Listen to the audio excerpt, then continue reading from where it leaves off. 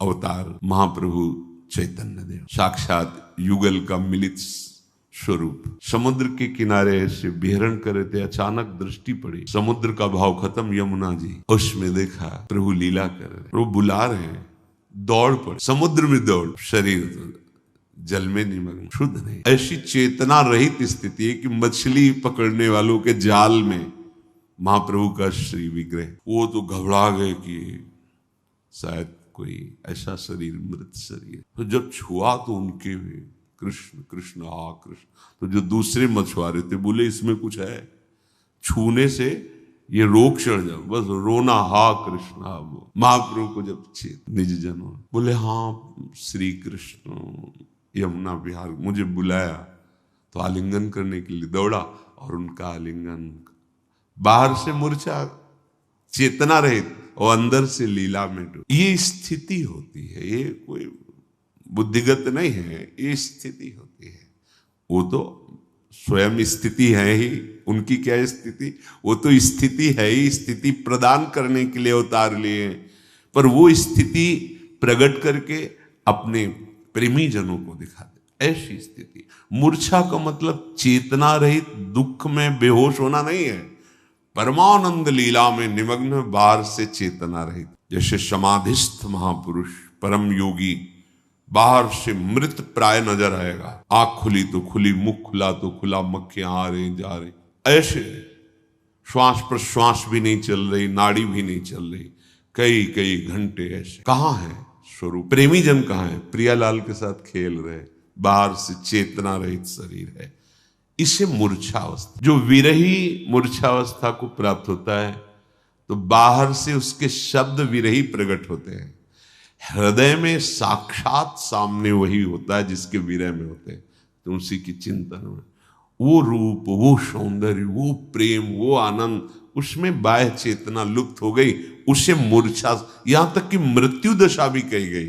प्रेम की आखिरी दशा को मृत्यु दशा, पर वो मृत्यु दशा नहीं है, वो अमृत दशा है। सब चेतना, सब प्राणों की गति भी शून्य नजर आ रही है, लेकिन वो प्रिया प्रीतम में स्थित है। फिर जो बाह्य दशाएं तो फिर संचलित हो गए, ये अलौकिक अवस्था होती है। श्रीपाद कह रहे हैं कदापि विलुठन छितावथ और कदापि मूर्छाम गतो, कभी भूमि पे लौट रहा है तो कभी मूर्छा को प्राप्त होगा। क्यों?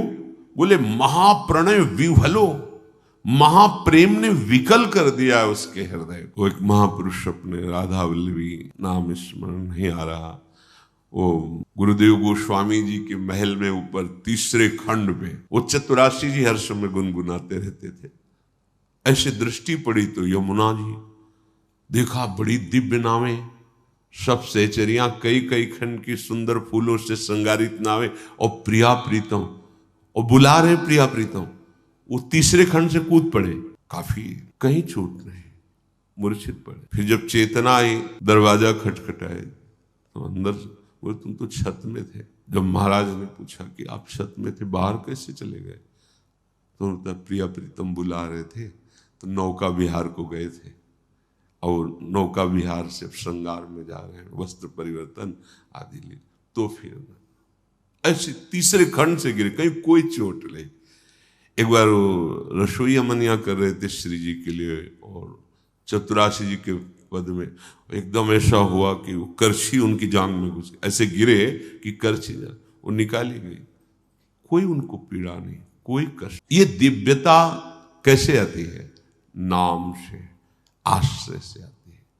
गोस्वामी श्री तुलसीदास जी महाराज कह रहे हैं, अरे बावरे केवल नाम पकड़, नाम। गोस्वामी जी बहुत महिमा में, भयानक संसार समुद्र में फेंक दिए गए हो कर्म के परिणाम को भोगने की, अब इसमें सुंदर सुदृढ़ नौका है, इसमें कोई छेद नहीं कर सकता, ऐसी नौका है, इसे कोई पलटा नहीं सकता, ऐसी विशाल नौका है, और इसमें जो बैठा वो पार ही हो गया है, आज तक कोई डूबा नहीं, कोई भी हो। कौन सी नौका? बोले नाम। ये नाम रूपी नाव में बैठ जा, अर्थात निरंतर नाम रट, नाम रट। एक ही साधन है इस कलिकाल में, और सबको तो मलिन करता जा रहा है कलिकाल। इस कलयुग ने योग, योग कैसे हो जब जितेंद्रियता नहीं है, अंतःकरण पवित्र नहीं है, प्राण संयम में नहीं है, शरीर आसनों में बैठने लायक नहीं है कि आप 2 घंटे जवान कुर्सी में बैठे, गांठ में दर्द है, इतना बड़ा पेट है कि कैसे बैठा जाएगा, या कई तरह के शरीर की अस्वस्थता। अब देखो छोटा सा बच्चा 500 शुगर है, वाह कलयुग की चाल है, अभी वो चलना नहीं जानता, चश्मा लग गया। गोस्वामी जी कह रहे इस कलयुग ने सब कुछ मलिन कर दिया है, कैसे यज्ञ करेंगे, कैसे न हृदय पवित्र है न सामग्री पवित्र है। बड़ी जिन सामग्रियों से हम यज्ञ करते हैं वो सामग्रियां रहेगी, अपवित्र हो रहे। योग संयम समाधि सबको इस कलयुग ने ग्रसित कर दिया है। एक उपाय है, एक नाम।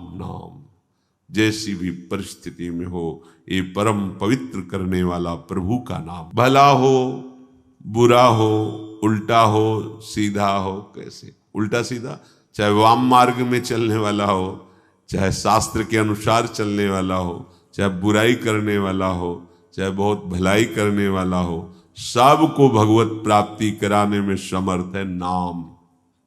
मान लीजिए बात, और कुछ भी कर लो विश्राम मिलेगा नाम में ही, एकमात्र नाम। जब खूब साधन करके थक जाओगे तब ये बात समझ में आ जाएगी कि निरंतर नाम में स्थित रहना सब साधनों का फल है।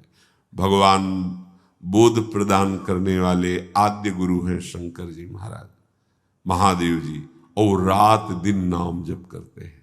उमा जी रही उनसे कहती तुम भी तो रात दिन नाम जप करते रहते हो, रात दिन नाम जप। ये जगत के आकाश फूल को देख के मत भूलो, आकाश फूल रंग बिरंगा दिखाई दे रहा है, कुछ नहीं, ऐसे ही बहुत बड़ा आकर्षण माया का है, कुछ नहीं है। नाम जप करते हुए जब चलोगे तो यही है, हृदय में तुम्हारे आने लगे, कुछ नहीं, सब धोखे का फसाओ ऐसा दिखाई देने लगे। मत भूलो इस संसार रूपी बगीचे की मनोहरण फूलों को देख करके, ये कितना सुंदर है, ये कितना, बस कोई सुंदर नहीं है, ये केवल माया के द्वारा रचित चमड़ी है, अंदर सब गंदगी है, कहीं कुछ सुखद नहीं। शीशा के अंदर रखी मिठाई बढ़िया दिखाई देती है, और जहां पाओ और 1 मिनट बाद बमन कर दो, फिर देखो उसका क्या स्वरूप है, और 6 घंटे रुक गई तो फिर देखो उसका क्या स्वरूप है। ये बड़ा भुलावा है कि हम शब्द स्पर्श रूप रस गंध भोगों में ऐसे भूल जाते हैं कि प्रभु का नाम स्मरण नहीं हो पाता। यही माया की चाल। गोस्वामी जी कह रहे इस संसार के बगीचे के सुंदर सुंदर फूल देखकर भूल मत जाना, ये आकाश की फुलवाड़ी है, अर्थात सत्य नहीं है, ये इंद्रजाल है, जादू की रची हुई है, ये मायाकृत है, ये एक क्षण में मिट जाने वाली है। जैसे धुआं निकलता है उससे बड़े बड़े आकार बन जाते हैं, कुछ नहीं, वायु चली खत्म। ऐसे काल का जिस समय प्रवाह ऐसे जरा सा हुआ, प्रांत के प्रांत सब नष्ट हो गए, जल में उफान आई, प्रांत के प्रांत डुबो दिए। माया का एक खेल है। जो प्रभु के नाम का आश्रय छोड़कर और साधनों का भरोसा करता है, तो गोस्वामी जी कह रहे हैं क्यों बड़ी भारी भूल कर रहा है, मानो मूर्खता कर रहा है। सामने परोसे हुए परमानंदमय भोजन को छोड़कर एक कौरे के लिए दूसरे के ठौर में हाथ फैला रहा है। वो कैसी भूल कर रहा है, जैसे सामने परोसा हुआ अमृतमय भोजन उसको छोड़कर वो घर घर एक टुकड़े के लिए भटके। राम नाम छाणी जो भरोसो करे, और रे तुलसी परोसो त्यागी, मांगे कूर कौर रे। निंदास्पद शब्द का प्रयोग किया है। जैसे कुत्ता अपमानित होता रहता है पर वो टुकड़ा फेंको फिर आ जाए, ऐसी तुम्हारी दशा। हर विषय तुम्हें परास्त किए हुए, परतंत्र किए, तुम समझते हो भोगता हो, अरे विषय तुम्हें गुलाम बनाए हुए। देखो ना, धक्का मारता है विषय, ठुकराता है उसको, पर वो अधीन हो गया विषय के। तो गोस्वामी जी कह रहे देख अपनी दशा को देख, परमानंद प्रदान करने वाला नाम तुम्हें मिल गया, उस परोसे हुए अमृत में सुख को त्याग करके विषय सुख के लिए भटकना, ऐसा जैसे ठोकर अपमानित होने पर भी एक टुकड़े के लिए दूसरे दरवाजे पर जाता है, ऐसे तू एक एक विषय भोग में सुख ढूंढने के लिए बार बार अपमानित होता है, ठुकराया जाता है, पर तेरी समझ में नहीं आ रहा कि परमानंद प्रदान करने वाला नाम विराजमान है। नाम यदि, तो फिर सब चला गया, जीवन में कुछ नहीं। गुरु कृपा से ये सार बात बचपन में बैठाल दी थी गुरुदेव भगवान ने, जो संन्यास मार्ग के गुरुदेव थे। जब हमें पहला गुरु मंत्र दिया तब उन्होंने यही कहा था, इसको इतना जपो कि आराध्य देव का जो मंत्र हो, आराध्य देव झलकने लगे। सब भजन का फल यही है, इसी को निरंतर जपो, ये सब ठीक कर देगा, इंद्रियां पवित्र कर देगा, मन शांत कर देगा, अध्यात्म का मार्ग हृदय में ही प्रकाशित हो जाएगा। एकदम सरल शब्दों में तो नवीन अवस्था बैठ गया था कि बस हमारे जीवन का लक्ष्य कोई भी सेकेंड प्रभु का विस्मरण न होने पाए, बस इसी की एकांत सेवन, आकाश वृत्ति, निरंतर अभ्यास। कोई साथी नहीं, ये नाम साथी है। कोई रक्षक नहीं, ये नाम रक्षक है। ये संभालता है, बहुत जोर का संभालता है। अगर नाम नहीं तो मानो परोसा हुआ अमृत थाल ठुकरा कर हम कौर कौर के लिए विषयों में भटक। महाप्रभु हरिवंश चंद्र जी कहते, मणिगण पुंज ब्रजपति छाणत हित हरिवंश कर गई कंचु।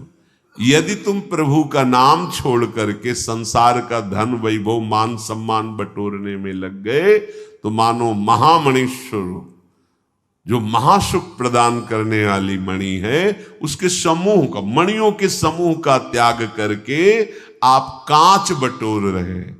प्रभु का नाम, प्रभु का गुण, प्रभु की रूप, प्रभु की लीला, प्रभु का धाम, ये महासुख प्रदान करने वाले हैं। अच्छा, कोई बालक नहीं, सब चतुर है, पर चतुरता कहां दिखा रहे हैं, बस यही बात है।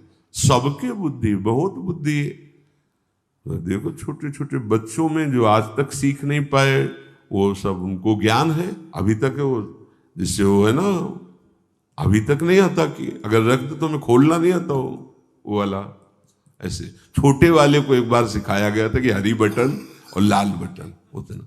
आजकल कितने प्रवीण बच्चे, कितनी चतुरता है, मतलब पूर्व से ज्यादा बुद्धि है। अभी कलयुग भगवान की विशेष कृपा है। जो 10-12 वर्ष तक बच्चे ऐसे खेलते रहते, अब 10-12 वर्ष के बच्चे बहुत प्रवीण हैं। हर प्रश्न का उत्तर देने की उनको लौकिकता के सामर्थ्य हम देखते हैं, पर उस चतुरता का प्रयोग सत्य मार्ग की उल्लंघन वृत्ति की तरफ लग गया। ऐसा नहीं कि उनको यही चतुरता अगर सत्य मार्ग में लग जाए तो महापुरुष हो जाए। महाप्रभु हरिवंश चंद्र कहते हैं, तू बालक नहीं भर्यो शयानब, काहे कृष्ण भजत नहीं नीके। तू बालक नहीं भैया, बहुत सयाना है, बहुत चतुर, तेरे में बहुत बुद्धि है। तो इस बुद्धि का प्रयोग करो, माया से बचकर, असत मार्ग से बचकर सतधर्म भगवत भजन करना। पर वो बुद्धि सही मार्ग में चले, इसके लिए बाल्यावस्था से उपदेश की आवश्यकता होती है। इसलिए पूर्वज, जो हमारा इतिहास साक्षी है, नवीन बच्चे जहां उनके अंदर विचार करने की सामर्थ्य आती थी तो ऋषि कुलम में भेज दिया जाता था, गुरुकुल में, चलो उनके समीप। वो महात्मा जितेंद्रियता, पवित्रता, धर्म, शास्त्र, गुरु की भक्ति, इष्ट की भक्ति, माता पिता की भक्ति, और कैसे धर्म से प्रजा की सेवा की जाती, चाहे राजा का राजकुमार हो, चाहे एक गरीब का बच्चा, वहां बराबर, सबका बराबर एक तरह। तो वो एक अच्छी स्थिति प्राप्त होकर फिर गृहस्थ में आते थे। अगर भजन नहीं है जीवन में तो जीवन में शांति नहीं होगी। कुछ भी करके देख लो। गोस्वामी जी कह रहे हैं, इस कलिकाल में वैराग्य, योग, यज्ञ, तपस्या, त्याग, ये शास्त्रों में लिखे हैं, जीवन में आचरण में उतारना बड़ा कठिन है, बिल्कुल कठिन है। कई वर्ष पहले की बात है, एक बाहरी संत आए हुए थे, तो यमुना जी की कगार में ऐसे बालू हटाकर और ऐसे रात्रि पार करते, दिन में घाट के किनारे रहते थे, जो भोजन मिल जाता था। एक दिन गए तो बहुत दुखी थे, बाहर बैठे, पूछा, जो वैरागी जन होते थे बड़ी प्रियता होती थी, तो आज आप उदास क्यों दिख रहे हैं? वो बहुत पिटाई की, शरीर दिखाया, बहुत पिटाई की और ऐसा ऐसा अभद्र व्यवहार किया। आप वैराग्य से नहीं रह सकते कि हम किसी लता के कहाँ रहोगे, कहाँ आप शौच क्रिया करोगे, कैसी दिनचर्या करोगे, आप कहाँ रह सकते हो? अगर ऐसे रहे तो पिटाई होगी। नंबर बताओ सट्टा का, तुम बैरागी हो, त्यागी हो, महात्मा हो, नंबर बोलो तुम। अगर नंबर सही नहीं आया तो पिटोगे, और सही आया तो भीड़ आएगी, फिर और पिटोगे। उसका नंबर आ गया, हमारा नंबर बताओ। बड़ा समय है। जैसे वैराग्य परिपक्व तो नई अवस्था से ही होता ना। अब घेर करके सैकड़ों के बीच में महात्मा को मार डाला, जैसे कोई हिंसक पशु को घेर के मारे। क्या है? तुम्हें कोई शंका है, उसे कमरे में बंद कर दो, उसका परिचय जानो, कानून के हाथ में दे दो, वो उसकी जानकारी करे। महात्मा वेश में है, ये ऐसा है, और घेर के मार डाला सैकड़ों लोगों ने। सबको पता है क्या है ये, कौन सा धर्म है, ये कौन सा न्याय है, ये कौन सी बुद्धि है। कलिकाल में गोस्वामी जी कह रहे, ना वैराग। आप वैराग्य रूप में अगर वेश धारण करके घूमे तो अब समय नहीं रह गया, इसलिए विचरण बंद। आप देख लो, पहले प्रायः महात्मा विचरण ही करते थे, गंगा यमुना का किनारा, राग द्वेष रहित होके संत सुखी विचरंतमयी। गांव में गए, मधुकरी मांगा पाया, घाटों में आनंद से प्रभु का चिंतन। अब नहीं कर सकते, आप नहीं कर सकते। अब ऐसा नहीं कि अब आप लंगूटी लगा के कमंडल लौकी का लेके आप भ्रमण कर सकते हो। नहीं नहीं नहीं, नहीं कर सकते। समाज नहीं, वैसी बुद्धि बदल जाती। योग आदि की सामर्थ्य नहीं रही, यज्ञ आदि के लिए पवित्रता नहीं रही, तपस्या तो बहुत दूर की बात है। त्याग शब्द से तो लोगों का परिचय ही मानो हट गया हो। त्याग शब्द से परिचय ही हट गया हो। भोग को ही सुख माना जाता है, तभी अशांत है सब। और अशांतस्य कुतः सुखम, जो अशांत है उसे सुख कैसे मिल सकता है? क्योंकि त्यागात शांतिरनंतरम, त्याग से शांति होती है, शांत पुरुष ही सुखी होता है। गोस्वामी जी कह रहे, सब साधनों का रहस्य, सब साधनों का राजा एक ही मात्र नाम। नाम जितना नाम जपो सब विधान पूरे हो गए, यही विधि है। गोस्वामी जी कह रहे, सब विधि है राम सुमिरत, यही सब विधि है। क्या विधि है जानना छोड़ो, एक विधि है, राधा राधा राधा, श्यामा श्याम श्यामा श्याम, राधा वल्लभ राधा वल्लभ, सब विधि पूर्ण हो गई। नाम चला यही विधि है, और राम को विसारिबो निषेध सिरताज रे। प्रभु भूल गए यही निषेध। अगर प्रभु भूल गए यही विपत्ति है, यही दुर्गति है सब का। हनुमंत विपत्ति प्रभु सोई, जब तो सुमिरन भज। ये बैठा लो, बहुत बहुत मंगलमयी बात है। किसी की मत, तुम्हारी श्रद्धा नहीं, तुम्हारी एकाग्रता नहीं, तुम्हारा ध्यान नहीं, चिंतन संसार का कर रहे हो और ऐसे कृष्ण कृष्ण जप रहे हो जाएगा? हो जाएगा, पक्का हो जाएगा।